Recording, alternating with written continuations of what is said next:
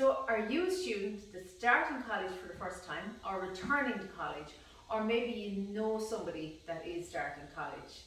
Well, I'm going to share with you a lovely one pot bolognese recipe, and this is focused for students in particular and for those who have very little or no skills established in the kitchen. We won't be sealing off, we won't be dicing, we'll be minimising the amount of work, and this will be an absolutely delicious bolognese and on a budget, very nutritious, very tasty. So to get started for this delicious recipe, we need a few little basic bits of equipment. So we have our chopping board. Now I have a big thick one like that, but a timber chopping board. I prefer timber than plastic, and that's my preference. A chopping knife, and this is like a kitchen devil knife, a wooden spoon, a vegetable peeler, and a grater. A measuring jug. This is Pyrex, it's heat proof, but if you also had a plastic measuring jug is equally as good. A spoon and a basin. And finally, a saucepan. This is a 4 to 5 litre saucepan capacity with a fitting lid. So here we're using beef stock pots. They're the same as the beef stock cube. I just think they're better quality, there's more flavour in them, and they give more body to your bolognese. So they're like a jelly. You just remove the lid like so. I have my kettle after boiling, so just like that, off with the foil, and just pop it in just like that, and that'll make a pint or 500 millilitres. So we just pour this is just after boiling our kettle. We just pour in the boiling hot water in on top like that, and we give it a little stir, just gently, and that'll dissolve away itself. And even if you forgot to stir, there's no big deal, because when it goes into the saucepan, it'll melt down anyway. So we'll set that to one side, okay? The next thing I'm going to show you is your onion. So I'm using about 3 tennis ball size onions. Now sometimes you can get Spanish onions that are much larger, so they're about, 2 of those is about 1 Spanish onion. But tennis ball size, if you just remember that. So basically what we do is, good sharp knife on your breadboard or chopping board, just take the top off, okay? That is the root there. So you see the little hairy part? That's the root, okay? So what we're going to do is we're going to cut down through the root, like so. And we're going to remove that outer brown skin. Just off it like that. And then, now just bear with it. Yeah, it should come off handy enough. We discard the skin. And then with the flat side down, like so, and the root, it depends now if your kit's off, but the root to my left and the flat side down, I'm just going to do moon shape. There's no need to be dicing up, moon shape. So just with your knife, slice that down. If you want to come in there a little bit closer, Michael, you see what I'm doing? So I have my fingers kind of tucked in there like that, and my knuckles are forward. So when I go down with my knife, I'm not like this, that I might chop my finger off, God forbid. But my fingers are back and my knuckles are forward, so I'm avoiding any danger. So just roughly chop them up like that. Now, I just want to show you, when you come to the end, just chop up like that. Just chop around your root. You don't really want the root part, it's not that nice. So with your sharp knife again, we're going to take a clove of garlic. I'm going to top and tail it, okay? And then I'm going to, like the onion, remove the outer part of the skin of the garlic. Just like that. It should come off pretty easy. There we go, that's it. All off, we just discard the skin, okay? So basically, then we're going to use our grater, and I'm going to grate all of the garlic. So our onions are in there, so just scrape in your grated garlic. Next thing, I'm going to take a carrot, top and tail, or tail and top your carrot, and just lightly peel your carrot. So the next thing I'm going to show you is, now you can do it 2 ways, okay? So you can start off really at the beginning there, at the tip of the top of the carrot, or the bottom of it, and just take full pieces like that. Now, some people might find it hard to hold the carrot because sometimes the carrot will rock. So what I suggest you do is maybe cut down through the center of it like that, and just be careful, hand on your handle and do the part on top, and just rock it a little bit till you get through that carrot. and then that gives you a flat part, so it's easier to handle it. And then just again, just like that, and the same, your fingers the very same as I showed you for the carrot. So again, your celery, the very same way again, so you're in the chopping motion. So the next thing I have here is just one punnet of mushrooms. If you don't like mushrooms, you can leave them out. You can always add in a can of chickpeas at the end or something like that. So basically, with your stumping all, just get your mushroom, turn it up, whichever way feels more comfortable for you. I just have it on its side, just like that. And again, just with your knife, down, slice it up like so.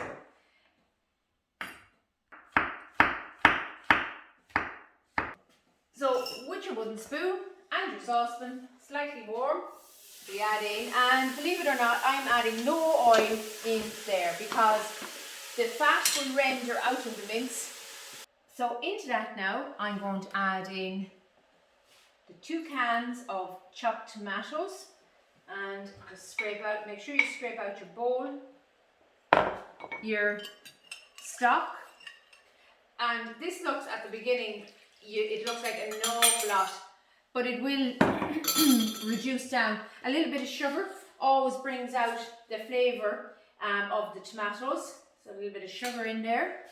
And then I'm using soy sauce, just again for a little bit of flavour. It's not unnecessary, so we just use a tablespoon of soy sauce in there. If you don't have a tablespoon, 2 dessert spoons will be absolutely fine. It's not exactly accurate, but it's very close to it. And then we have 2 tablespoons of balsamic vinegar. Again, with the tomatoes, it brings out that lovely flavour in it there. Okay? And then, instead of using your tomato puree, I'm using just a regular tomato ketchup, and that gives it a nice little body to your bolognese. So we'll just put in a couple of tablespoons of the, good tablespoons of the bolognese in there.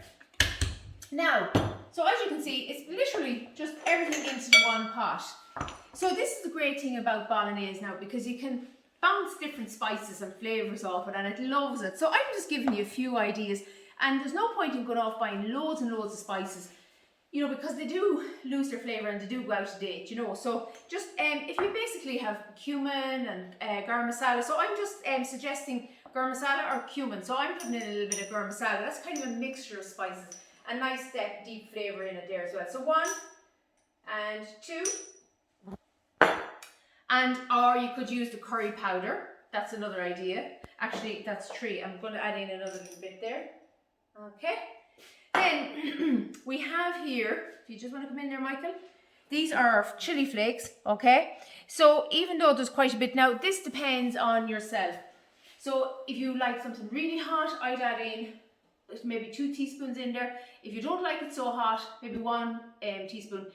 But like in our house, maybe a 1/4 teaspoon or 1/2 teaspoon just in there into the pot, just like that. Now the other thing I was going to say, that's chili powder.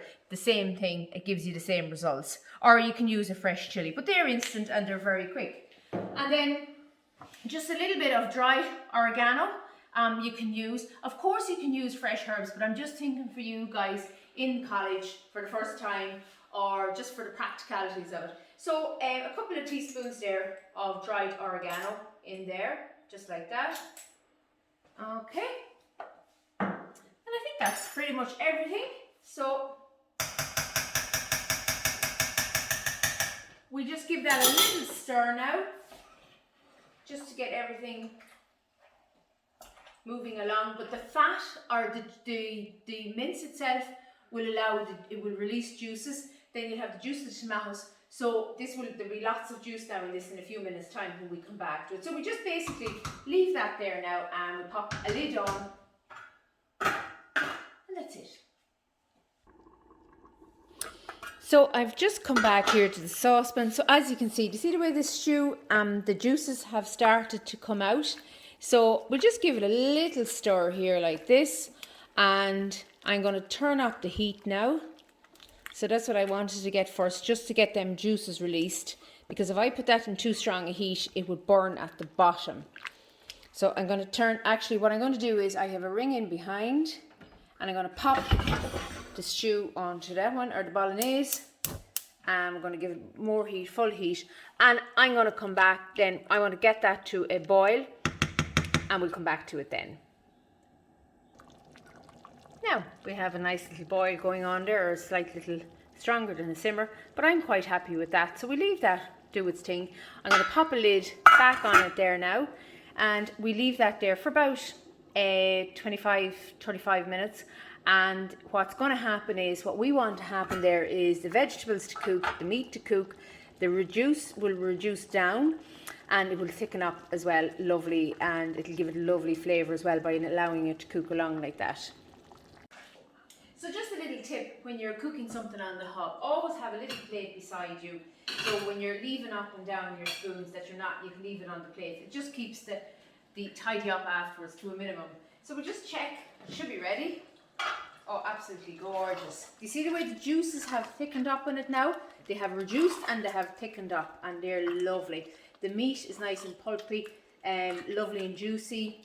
The vegetables are cooked. So that's absolutely gorgeous. You can, of course, just give it a little taste. Lovely. That's delicious. I'm not going to add in any salt and pepper there. Doesn't need it. So that's done now. So I'm just going to move it over here.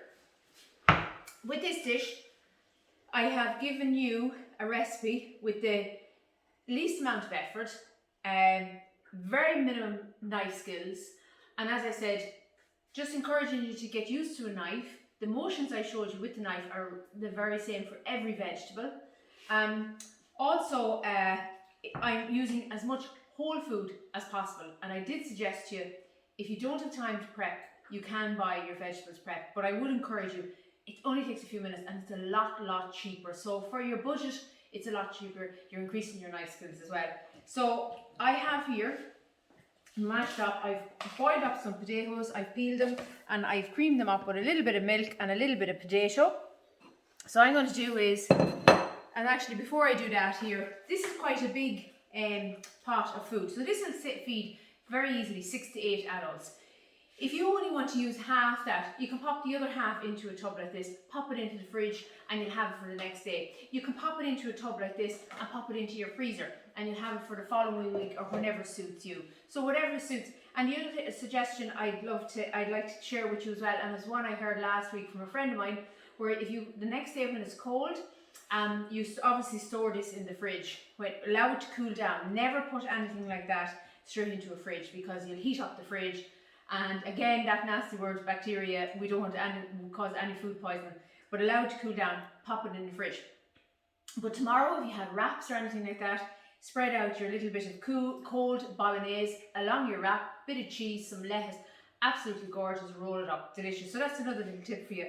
I also said there, if you want to add in chickpeas, kidney beans, butter beans, frozen peas, another lovely one. So whatever vegetable you like, keep in. Whatever you don't, take out and substitute it with whatever you do like. So it's a really throw everything into the pot, a one pot wonder.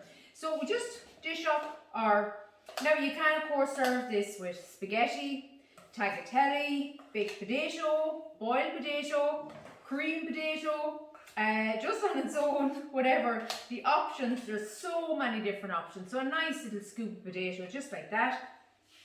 And then in a nice spoon of your bolognese. Absolutely delicious and really affordable. I'd say the ingredients there didn't cost me a fiver, maybe about $4.50 would be maximum. That's all I'd have spent. So just a nice portion there. 6 to 8 people, it'll feed no problem. So I have here just chopped, I have used dried herbs in there, but you can of course fresh herbs. I'm always encouraging people to more whole food they can get in their diet, the better.